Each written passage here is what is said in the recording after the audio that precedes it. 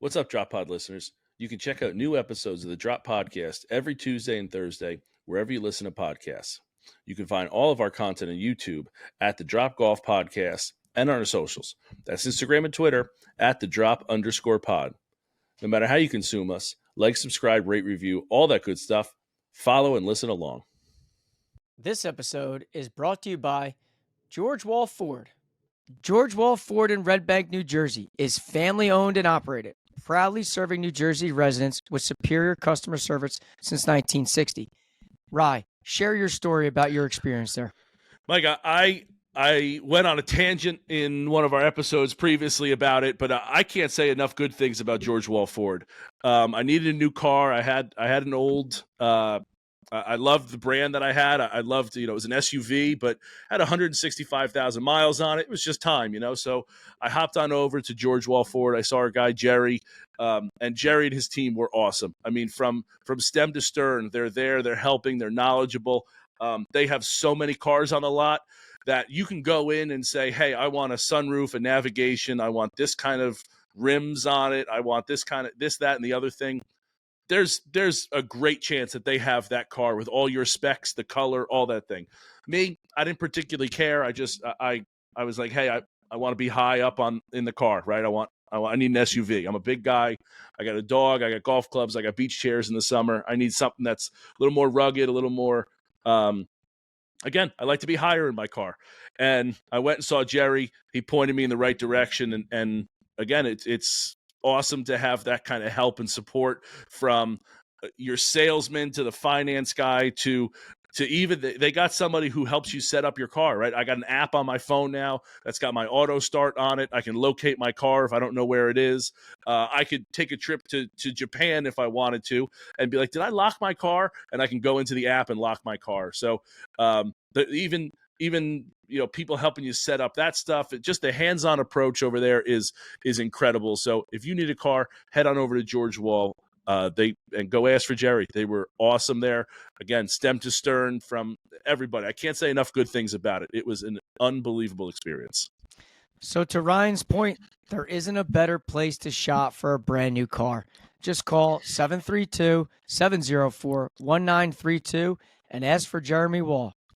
George Wall Ford in Red Bank for all your car buying needs.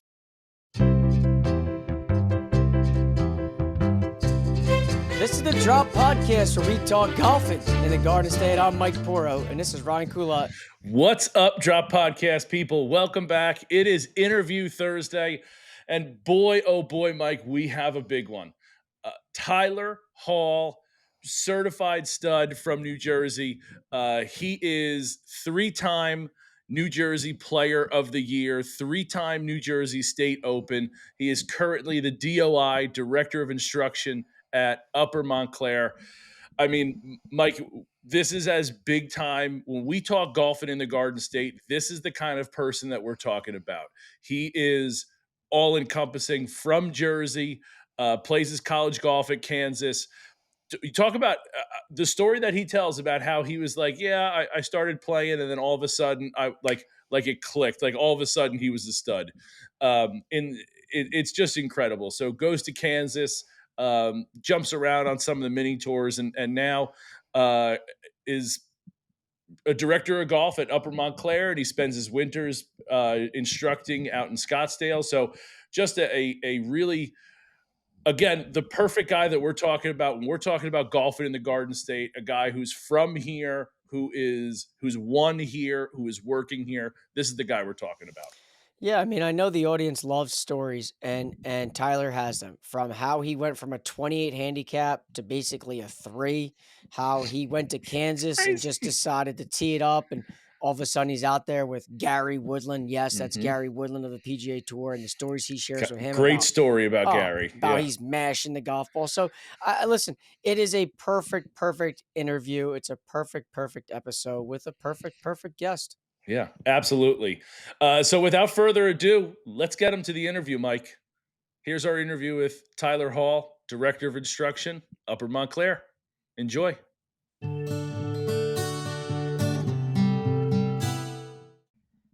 Tired of your sock drawer looking like a 50s television show? Then it's time to try socks by Leverett US. With their vast array of color options and superior design, it's the only sock that you will ever need. Whether you play golf, tennis, pickleball, or are just on your feet all day, Leverett socks will enhance every step you take. Made from 97% nylon and 3% spandex, Leverett socks offers advanced moisture wicking technology, odor resistant fabric, durable and elastic construction, exfoliation components, and a blister proof design. The performance of the socks are unparalleled in the market today, and they by far have the most color options in the business. Whether it is a holiday, seasonal, or event based, Leverett US is consistently expanding their color options and designs. For those golf professionals, business owners, and merchandisers out there, Leverett US also offers a custom sock option. Fully customize your sock from heel to toe. With your logo on the sock and on the packaging, they are a perfect way to promote your business or make a nice margin in your shop or retail store. Throw a little text on the back heel and really take your custom sock to the next level. Lever US is the only sock company you will need to address the one missing fashion piece in a person's wardrobe. For more information on Leverett socks, go to www.leverett.us or check them out on Instagram at LeverettUS. And don't forget, your outfit's not complete without Leverett on your feet.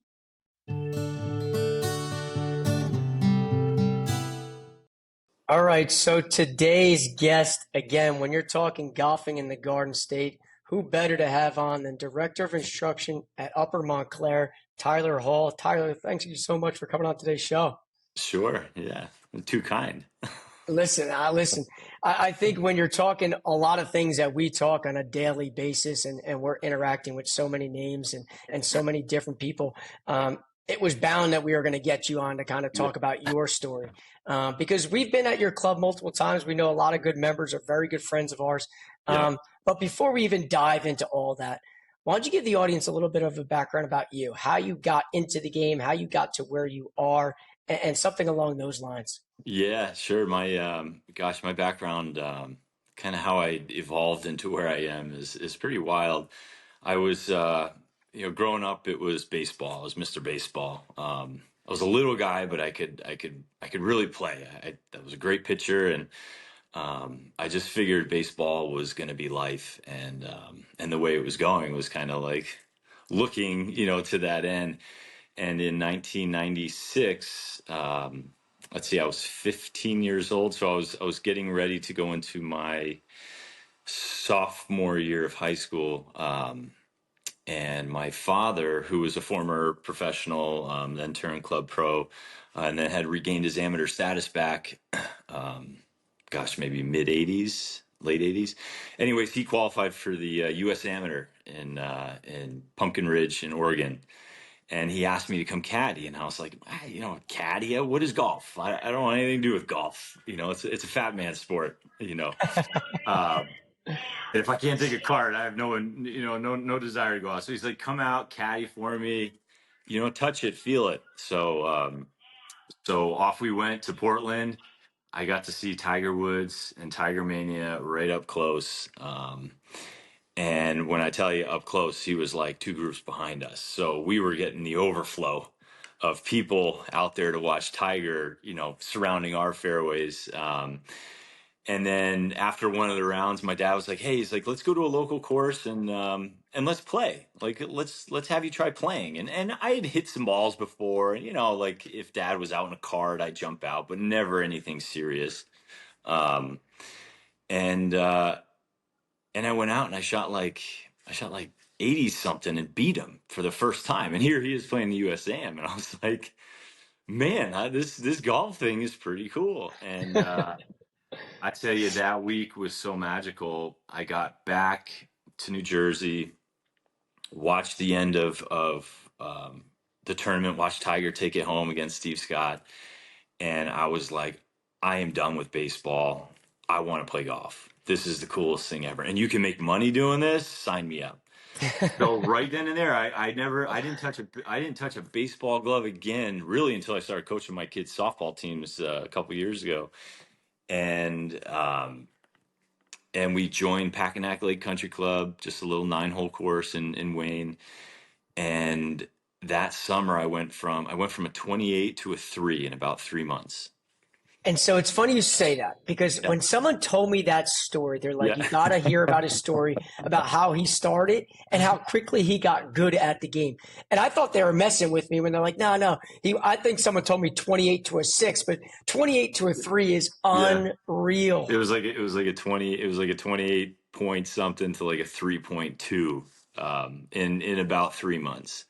And that was, Packanack didn't have a range, so mom, dad, they would drop me off at the course, and I would live in the short game area and the bunkers and traps and on the putting green. And then when I'd hit balls, my dad would always take me over to Wayne Hills High School and give me a shag bag, and I would just bang balls all day long. And I loved it. And it's funny because it kind of got to the point where I was so late to the game in that respect that, dad showed me a few things, but more or less he was like, hey, here are the clubs, figure it out. You got to catch these guys like AJ Spicer, who was, who was King Kong back then.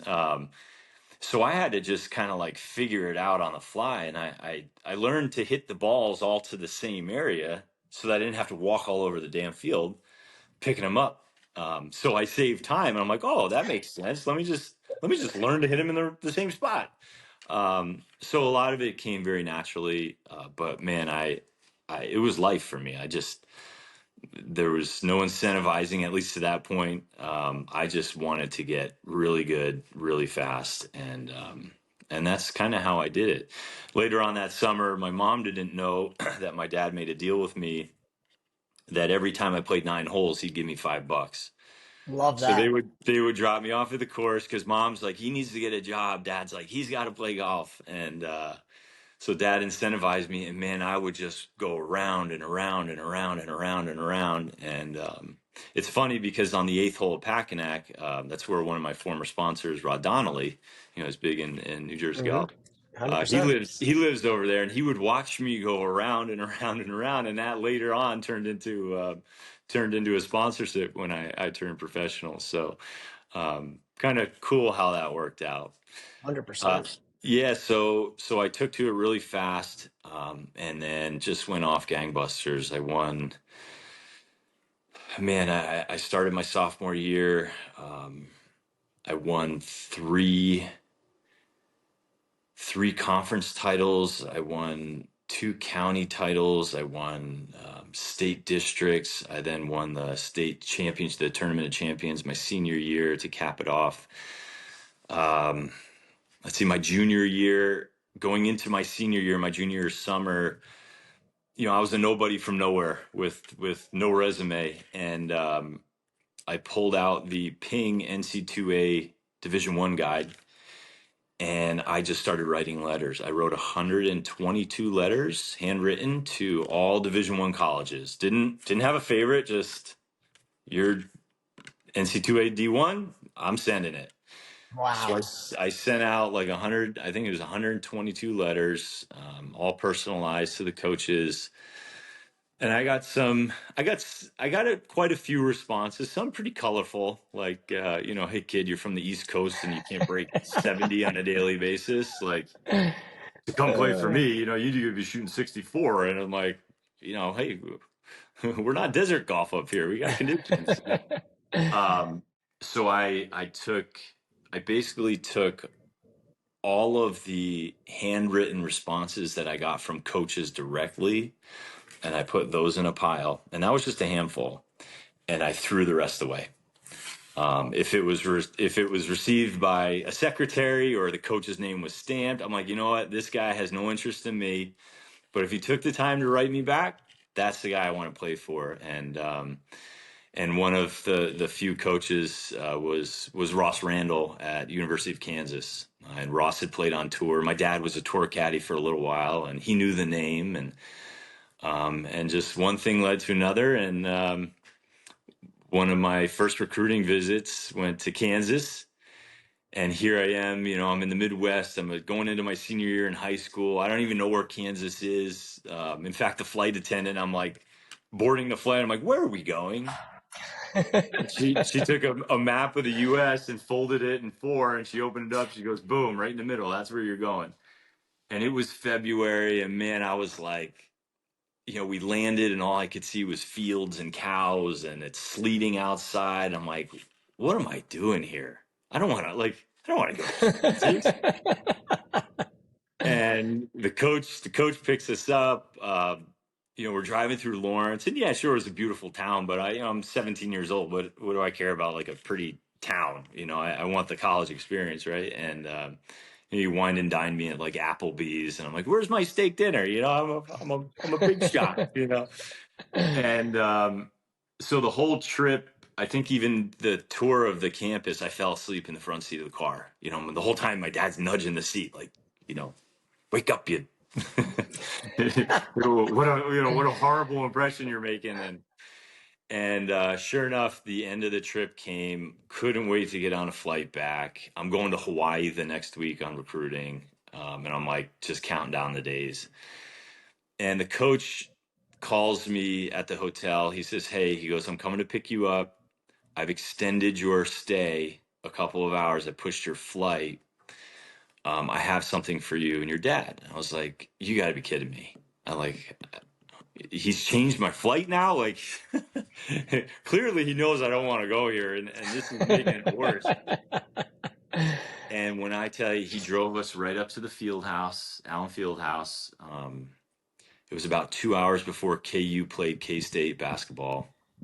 And he walks us right into the field house, up the backs, past all the campers, and walks us right into Roy Williams' office, who was the head coach at the time. And my dad is a huge basketball fan. Like Bobby Knight, Roy Williams, that was life for him. And we walk right into the office and sit down with Roy Williams 2 hours before game time. And when I tell you this guy, like, there's a reason the best go, followed Roy, because he hit all the right buttons. He knew exactly what to say. He's like, "Hey, where are you going next on recruiting?" I'm going to University of Hawaii next week. He goes, "Hawaii is my favorite place in the world. No better place in the world than Hawaii." And then he takes a second. He goes, "To visit." And then he's like, "Hey, coach, how far of a plane ride is it from Hawaii just to hit mainland?" He's like, "It's about 5 hours." He goes, "And what do you play about?" He'll probably play about 13 tournaments in the mainland. So that's 5 hours before you hit, grass tie. He's like, and then you're out on an island and you're all kind of just, there's no one there, you're surrounded by water. And man, he was like, he just hit the buttons. So he invited me to the game. I went in, walked into the field house. There was the full section. If you've ever seen a Kansas game, Allen Fieldhouse, the student section, there was one tiny little row that had ropes around it, and it was right smack dab in the middle of the student section. And I walk up, and the place is packed. I mean, they haven't not sold out a game in the history of the place. And I walk up, and there's three like towers standing in the section. It was Nick Collison, Drew Gooden, and Kirk Heinrich. All three went on to the NBA, had great careers, top McDonald's All-American, and then me. So I walk in and, I'm standing next to these three Titans, and everyone's looking at me like, what's this kid, like the water boy? What? He's got to be somebody, right? So here I am, like standing on my tippy toes, like, oh, I'm coming to play basketball. And when I tell you guys, like that game, when that game was over, I found my dad after the game, and I was like, I have to be here. Like, I cannot go anywhere else but here. That experience absolutely blew me out of the water. And then I went to Hawaii the next week, and all I could think about was like, I cannot wait to sign for Kansas. But I enjoyed myself, on the beach and and playing, in the rainforest and stuff like that. That's crazy, because one of my questions was gonna say, like, how does a guy from New Jersey legitimately end up in the middle of the Midwest? Yeah, it was knowing the accomplishments that you had. Yeah, it was wild. Growing up, I always figured I'd stay local. I got a very nice call from Seton Hall and Rutgers, and then I kind of started feeling like, hey, maybe I do want to venture out. I believe the Western Kentucky coach came to my house, and it was actually during the Big 12 golf tournament. And he sits down in my living room, shakes mom and dad's hand, hi Tyler, starts going through his spiel and his recruiting process. And in the middle of it, he says, "Where are you looking next?" And I was like, "Well, I've got a trip out to Kansas and Hawaii." And he goes, "Kansas, great program, Big 12, powerhouse." He goes, "But they'll never win the conference tournament." And when I tell you, within 10 seconds, he got like a beep on his beeper and looks down on it. And I was like, "Everything good, coach?" He goes, "Kansas just won the Big 12 tournament." He goes, "Thank you for your time." He goes, "And I'm gonna go on my way." And he like stopped the recruiting process, got up and walked out of my house because he was like, "How am I going to contend now?" After he just told me this was never going to happen in his lifetime. And they won it at Carson, Oklahoma State. So that was kind of like, it was like all the stars aligned for Kansas. And you played with dudes. What's that? And you played with dudes at Kansas. Oh yeah. I mean, Gary Woodland was there, if I recall correctly. And Gary, I love Gary to death. Gary was not a dude when he was there. Wow. We were at least not when all the riffraff, we were there. Once we left and he had time to actually like gear in on his game, then he was the dude. Didn't he play basketball as well, if I'm not mistaken? So we when I got there, Kansas, look, I was a state champ from New Jersey, hadn't played 3 years. I had done well in an NJPGA event, which kind of got me on the map. But I had no experience. I certainly had no business at like a top 25 school. And I came home fall break or winter break, and Kansas was ranked number 1 in the nation. I mean, they won like 5 of their first 7 events. These guys were out of this world. And I'm like, what am I doing here? My coach convinced me to redshirt after my first round of qualifying, when I thought I was a hot shot. I shot 65. I was leading the team in the qualifying, and Ryan Vermeer, who is he's now our 2-time national player of the year. He's won the Club Pro a few times. I mean, the guy's a stud. He was our All-American. But we had guys like Chris Thompson, Ryan Vermeer, Chris Marshall, the list goes on and on. Andrew Price, Kevin Ward. These were all the guys that were playing at the time and just studs. And I kind of found my footing after my redshirt year, and just kept battling my way into the lineup. But the Gary Woodland, the whole Gary Woodland thing, I think I was going into my 3rd year, so my redshirt 2nd year, and coach calls. He goes, "Hey guys, I'm sending a kid out with you to play today. You actually probably saw him play in the field house last week against the Jayhawks." I was like, "Wait, what?" He goes, "This guy's going to be on our team." He goes, "You watch.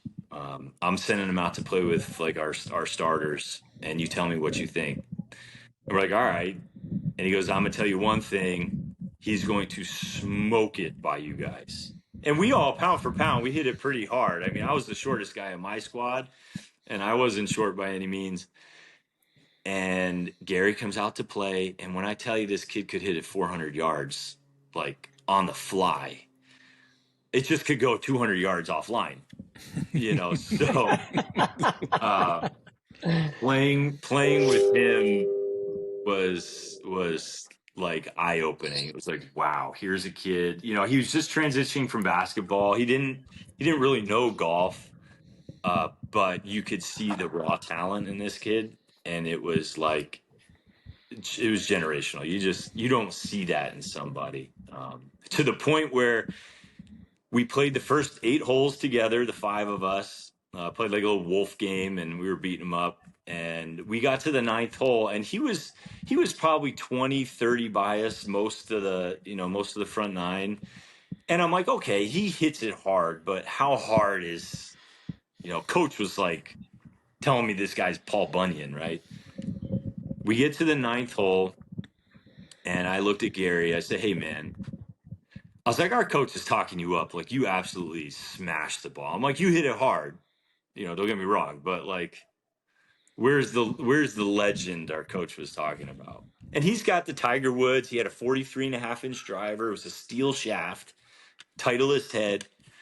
And he doesn't say anything. He gets up on the tee, kind of like looks at us.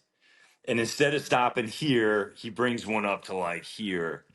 And when I tell you he hits this ball, and like, I'd never seen anything, not even when I watched Tiger at the USAM, I'd never seen a ball do what it did. And we got up there, we all hit 9 irons into the green. Gary hit a little chip shot. He goes, "Is that what you were looking for?" When I tell you he probably hit it 110 past us, it was like, holy, yeah. That's wild. So that was like, and that's just Gary. Like he's like the coolest, just most down to earth guy.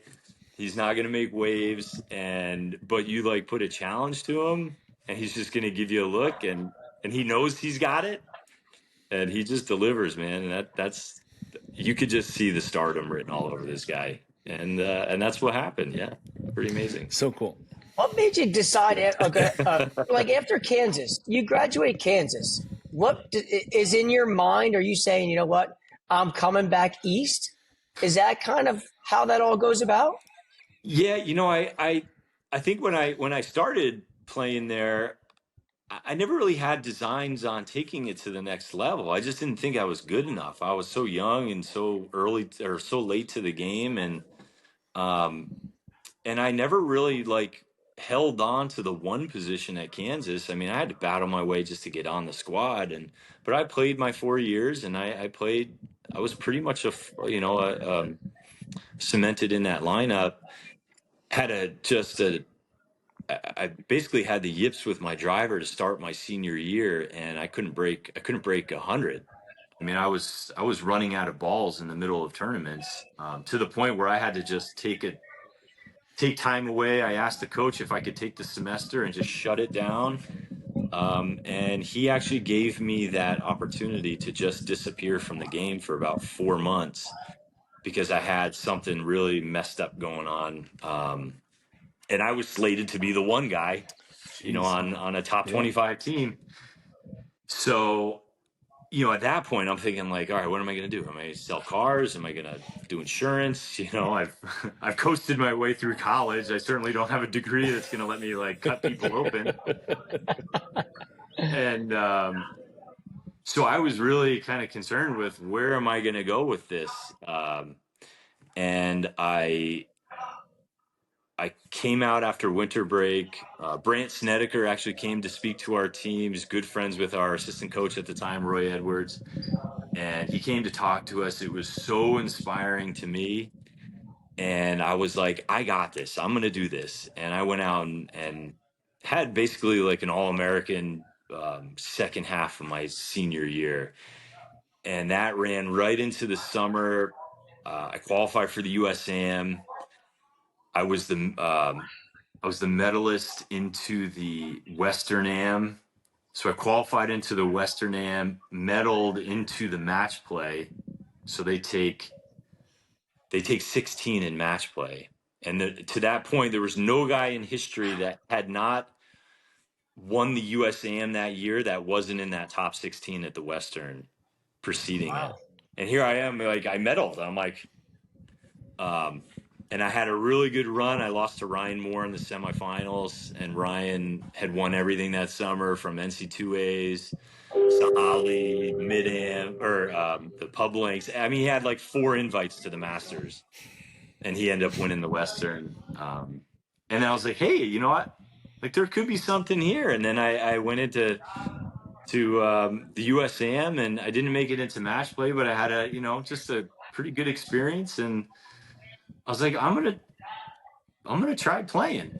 So I just put my resume together, found some sponsors. A college teammate of mine had moved out to the desert here in Arizona, and we figured we'd all go to Florida, and he's like, hey, you got to check this place out. He's playing the Gateway Tour.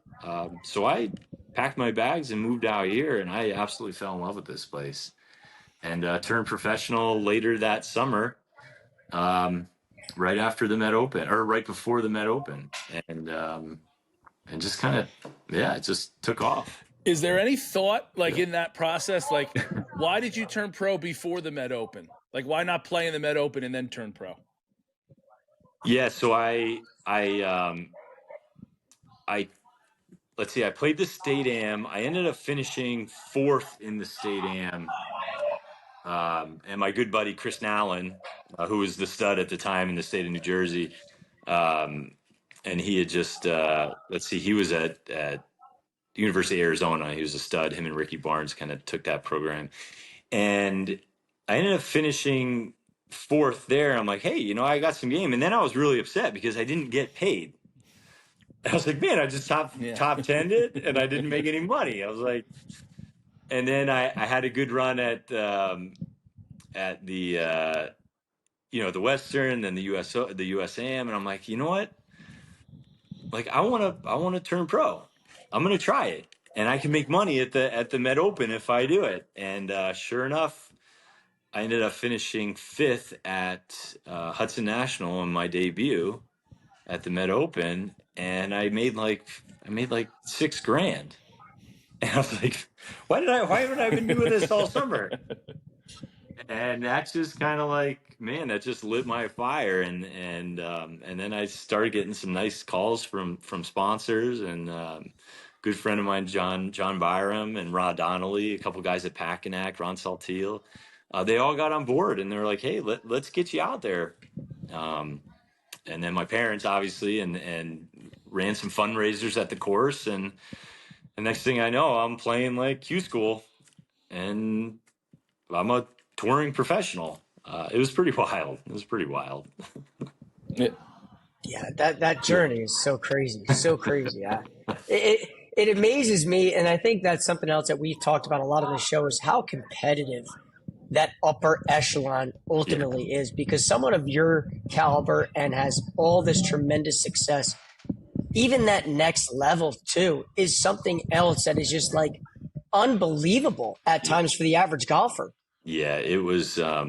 It's great. My story is great from the teaching aspect, because I have so many young kids that I teach, and some that are looking to maybe take that next step, or some freshmen in high school or kids in junior high, and they all think it's like the club mentality, right? Oh, if I haven't been playing club, I've got no chance. And they come see me, and I say, guys, let's take a second here and talk and listen to my story, and you're going to find that you don't have to be a stud when you start high school. You don't have to be playing number one on you don't even have to be playing the sport.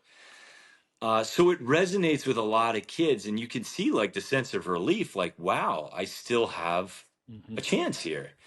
And I've had a couple that have like really taken that to heart, and picked up the clubs as a freshman, and as juniors and sophomores and seniors, it's like, wow, they're going to college to play golf. So it's pretty cool to be able to lend that to my students, especially the young kids, and say, hey, man, you can get really good really fast if you want it. And that's just kind of how I went about it. And it was the same exact thing when I moved from the college level to the professional level. Again, I was so far out of my league, but I was determined to figure this out. So I surrounded myself with some of my college teammates who had turned pro before me and were out here. And I would just get into money games, and I was playing $1,000 Nassaus against Kevin Stadler, with no money in my pocket. And if you didn't shoot 66, you were, like, Mom, I can't pay rent. No chance of winning then. And that's what I did, man. But we also had a couple of guys that we knew we could take money, so like we leveraged. And that was it. I started out. I missed probably almost every cut my first year out of the gates on the Gateway Tour, and then kept with it. And the next thing you know, I think I went like 10 straight events where I was sub 10 under par. broke 20 under par a few times, didn't miss a cut, a couple runner ups. And it was, you're shooting 24 under and you're finishing fourth. It's like, what?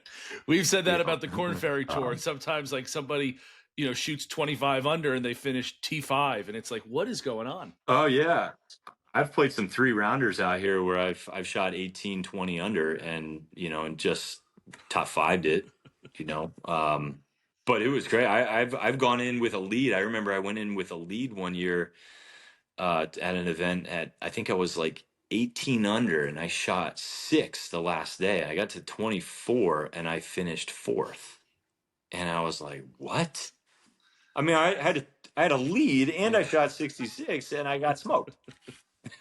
And made my money back on the event, and take nothing away from golf or the level that I play on now, which is crazy competitive. I mean, these guys are studs and they all have tour capabilities. But my first year transitioning from playing to teaching, now all of a sudden I was playing the state open. I had to qualify in and I went off and I won it by 7 shots. And guys were like, man, you played like lights out. I shot 15 under. Guys were just like, wow, you went crazy. What was going on? And in my heart, I'm thinking, if this was a gateway event, I probably top 20'd. But instead, it was like I was just so into that mentality of that level of competition where, I'm playing against 120 Nick Bovas every week. For my livelihood, I was just so still in that frame of mind that in my mind, I was like, I left a ton out there. But when I took a step back, I'm like, holy smokes, like, what did I just do? Because I wasn't, it was crazy. And then I did it again the next year with, I think I won by 7 again. And it was like, wow, do I not have to practice anymore? Is it just in me? Which is not true. But that was the level of the mini tours.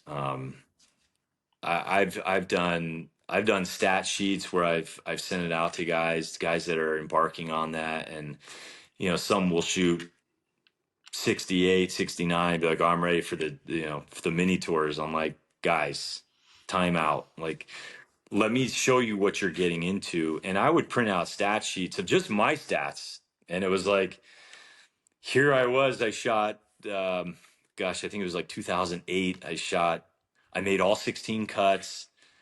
I was sub 20 under like 4 times. I was sub 10 under like 8 times.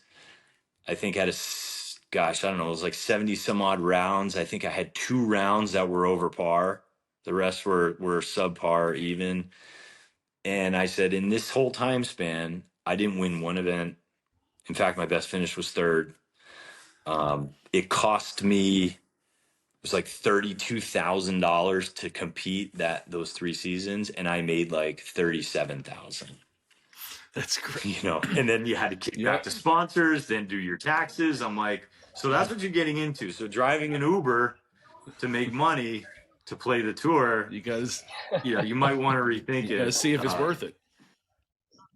And that way, and then when the economy crashed and all the money disappeared from the mini tours, it was great players left.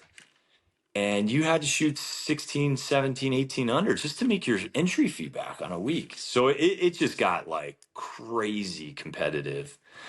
And there was no money all of a sudden that, after I think it was like 2008, the money just kind of disappeared. So, so when I transitioned to teaching and joined the PGA section, man, I was so in this cutthroat killer mentality from the mini tours. Like I was playing just to not have to eat spaghetti so I could afford something else. And it just I was still at that level. Yeah. And it was pretty fun. I'll tell you. It's crazy because Mike and I talk about this. We've talked about it a number of times, but like when we had Chris Goddard up on and when we had some of these guys who were trying to make it, like the next level up is so much better than the level that it is. Like PGA Tour players are so much better than we think, because you go from like your Right. sectional pros, right? Like your teaching pros and like yourself, and they're so much better than amateurs who are playing all the time, right? And then you go another level up to like these are the mini tour players, and then another. It's just people think like sometimes people think in golf like, if I practice, I could really be like maybe I could do something. Yeah. No, you couldn't, because you're closer to shooting Yeah. 200 than you are making the mini tour.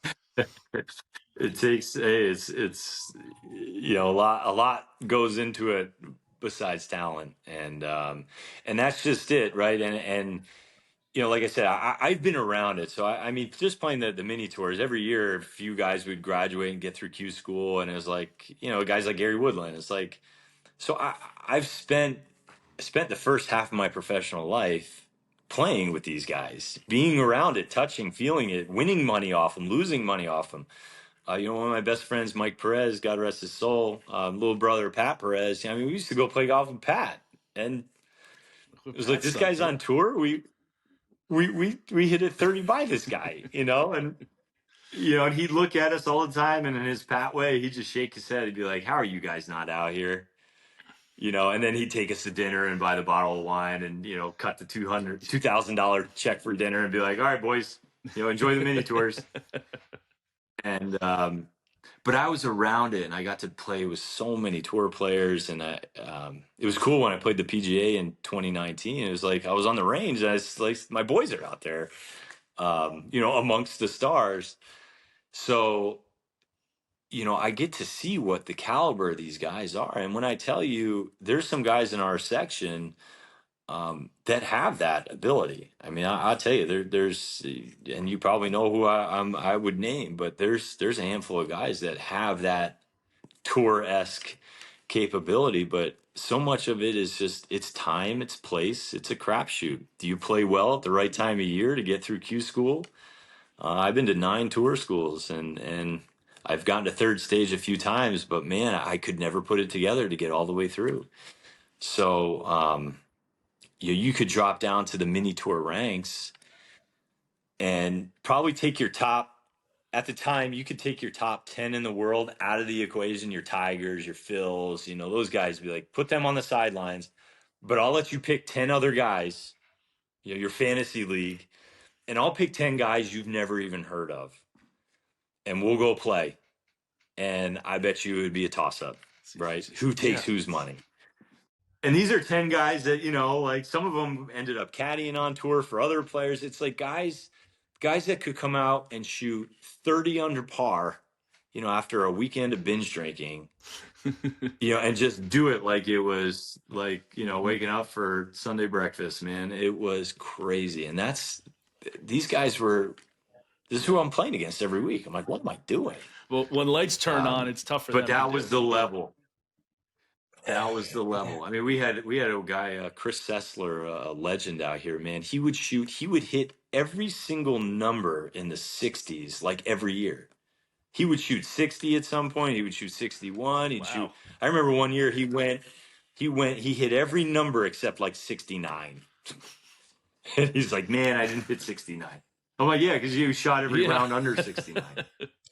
It's a good problem to have. It's a good problem to have. And then he transitioned and just kind of like, just found a full-time gig somewhere else doing something else. Like, man, these guys the level was crazy. And then you take that to the PGA Tour, the Korn Ferry Tour, and then your top guys in the world. It's just, people have no idea how good these guys are. We get so spoiled. It's like watching a video game. It's like, I know what they're feeling, and except they execute and I can't. I'm like, man, people don't get. When Rory missed that putt at the U.S. Open, they're like, oh, he's a choke. I'm like I just zip. It's a tough putt. It's a slider with all the pressure. You have no idea what he was sensing in that situation, and like, but people talk about it, it's like, oh, how's he miss that putt? I'm like, I've been in front of a tour crowd with a putt, and when I tell you, like, if you hit a good shot with a massive gallery around you, you're watching it on TV and you're like, oh yeah, here we go. When you're actually in person, you hit the shot. People don't take into account the adrenaline rush that you're having as a player when you have 10,000 people screaming or booing or throwing stuff or, telling you to go back and fold shirts, bro. Like that fact, people don't factor that into what these guys are feeling out there. And when I tell you, like, you hit a good shot and all of a sudden you're like, oh my God, I got to go hit a putt now. It's incredible what they can do. It is just next level. Yeah. Tyler, do you have like a story from any of these guys? Again, you've rubbed elbows with all these different people and levels of golfer. Do you have one that you're like, this is the coolest interaction, or this is the best interaction? Like, do you got something like that for us? Yeah. So, obviously a couple of them happened the week of the PGA Championship. The first one being, when I was a junior in high school, I had qualified into an AJGA event. It was at Appowamus in New York, and I'm going over to play, and all the headlines of the tournament was this kid named Sergio Garcia, the superstar from overseas is coming to play this AJGA event because he's the odds-on favorite to win the U.S. Amateur that year. And, he had just finished 10th in the British Open. I'm like, is that the guy I saw on TV, like jumping on a bug, because it was in his line. And he had won the European Tour, the European Amateur Championship, the British Amateur Championship. So here he is coming to play with a bunch of 16-year-olds to prep for the U.S. Am. And he had never played golf on U.S. soil. So he came, he played the AJGA event, and here I am, round 3, the final round. I'm in 3rd place, and I'm playing with Sergio Garcia and Chris Nallen, who was my buddy from Jersey, and he was the hot shot in Jersey at the time. And the two of us are like, what are we doing with this guy? I mean, when I tell you hordes of people, thousands of people were out there watching, and because he was like the next Tiger Woods and he had hit American soil. So here they are, they announced my buddy Chris was leading the event. So they announced Chris, state amateur champ, Chris Nallen, woohoo, and he gets up and like pops one up. And then they announced me like, Tyler Hall, Passaic County champion, winner of the Toilet Bowl Open. And I was so nervous, and I topped one. And then they're like, welcome to the tee, Sergio Garcia, winner of British Amateur Champion, European Amateur Championship, 10th in the British Open last week. He gets up and just nukes one and drives the first green at Appowamus, which was like 345. It was like, so fast forward that whole round, that whole experience. I ended up finishing 3rd. Sergio came from 2nd and won. Chris finished 2nd. So that kind of propelled me into my, my resume building, if you will. But then fast forward that to the PGA Championship. I'm out there on the short game facility. I'm hitting chip shots with my boys. My whole entourage is behind me. And I'm hitting chip shots, and here's this guy walking at me, like cutting across the green in the fairway, and he's texting and driving. And I buzzed his tower. I mean, I sent a little bone chip shot right by his ear. He kind of like looks up, and it was Sergio. And he was looking at his phone, walking through the chipping area.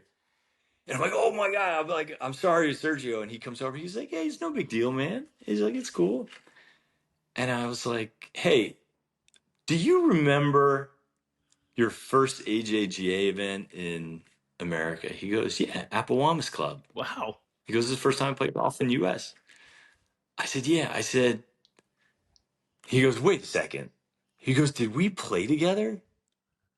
I was like, we played together that final round. He goes, man, he's like, how cool is that? He goes, look at us now.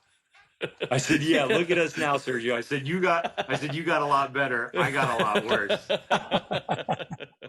I said, I actually had to qualify into this, and he was it was awesome. Like and then we sat there and chit chatted. My buddies are recording the whole thing the whole time. And we just had a good conversation and so down to earth. And it's funny because, the world beats him up because of, he's a fiery competitor, but couldn't have been a nicer guy.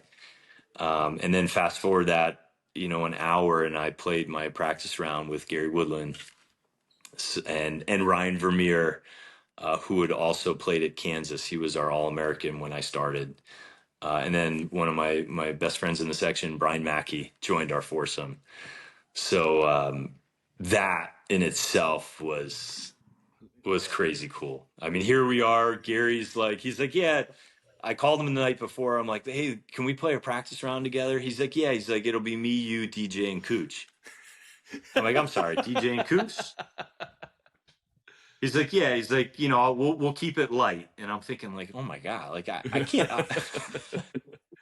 I had to have a sponsor rent the house I'm staying in. I can't afford anything. So that whole night, I was like, I'm going to play a practice round with Dustin Johnson and Matt Kuchar and Gary Woodland. And he called me in the morning. He's like, hey, we got to find two others, DJ and Cooch. They're going to play Friar's Head. So I was like, all right, let's call Mackie. Let's call. So here we are on the first tee at Bethpage, just, waiting for our slot to go. And it's like, we're walking to the tee and there's 50 tour players behind us waiting for because it's just a free for all. And when I tell you, it probably happened 4 times, like it was our turn.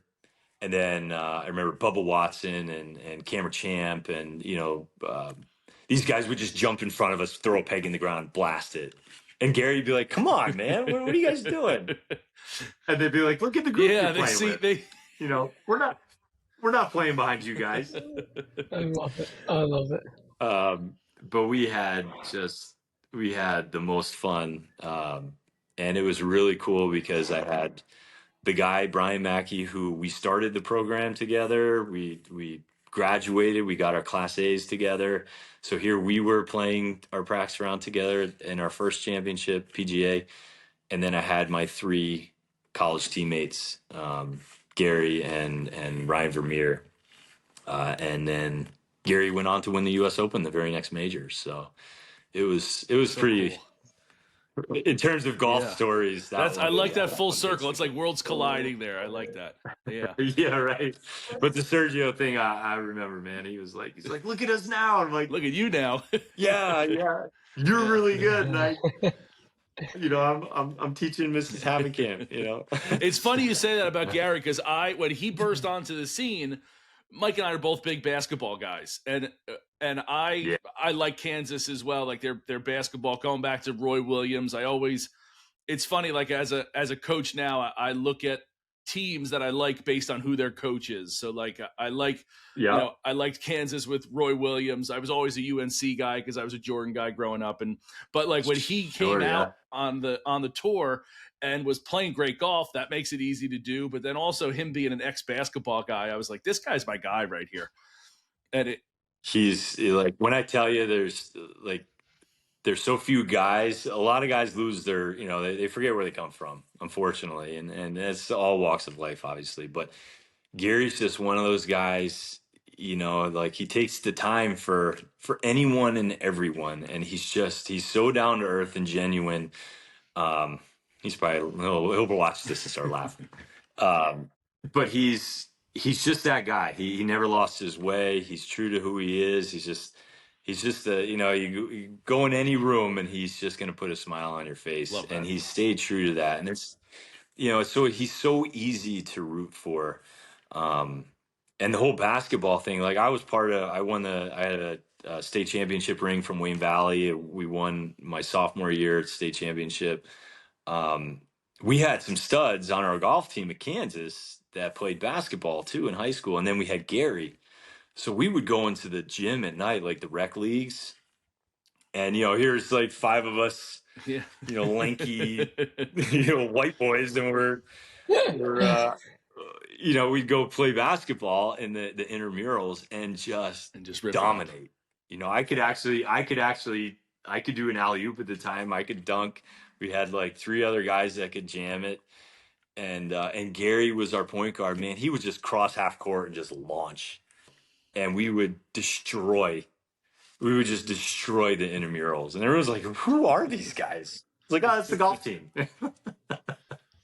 So it was a lot of fun, man. We had a really cool group of guys in college, and we all kind of turned pro together, one right after the other, and it was a really awesome story.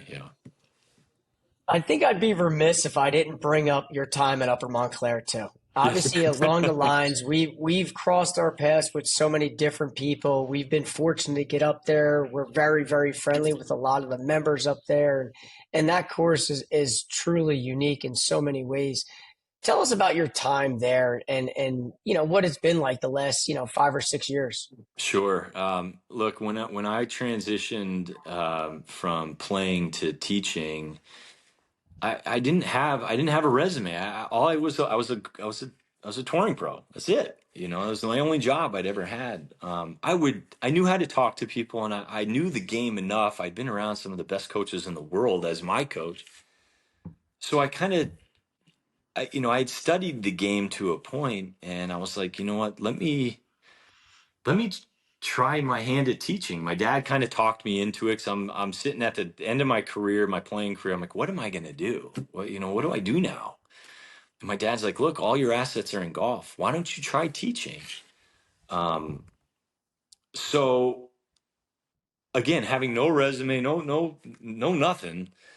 I just kind of put my credentials down as a player and sent it off. And I'm living in Arizona at the time, and I sent it off to a couple of clubs, Preakness and North Jersey, the clubs around that where I grew up in Wayne, and went to Upper Montclair because I'd always drive by on the highway and see that grass range. And I'm like, oh man, I didn't get that when I was a kid. I'd love to be there. So I sent one there, not knowing Mike Holliday.